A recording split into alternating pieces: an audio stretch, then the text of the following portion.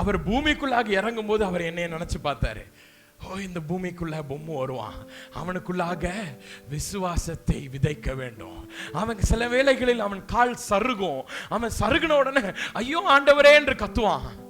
அப்போ அந்த வல்லமை அவனை என்ன செய்யணும்? தூக்கி விட வேண்டும். பரலோகத்துல கொஞ்சம் வல்லமையை வச்சாரு. திருப்பி அவர் என்ன செய்தாரு? அவர் யோர்தான் நதிக்குள்ள போகும்போது அவர் பார்த்தாரு, வெறுமன அவனை தூக்கி விடுறதுக்கு மட்டும் இந்த வல்லமை இருக்கக்கூடாது, அந்த வல்லமையின் மூலமாக அவன் மற்றவர்களை தூக்கி விட வேண்டும். அதனால யோர்தான் நதிக்கு பக்கத்துல வல்லமையை வச்சிடறேன்.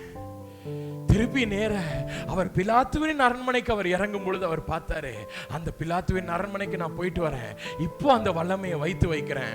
அவன் அநேக ஜனங்களை அந்த விசுவாசத்திற்கு நேராக நடத்த வேண்டும். கடைசியாக சிலுவை மரத்திற்கு அவர் ஏறும்போது ஏன் தெரியுமா இறக்கி வச்சாரு?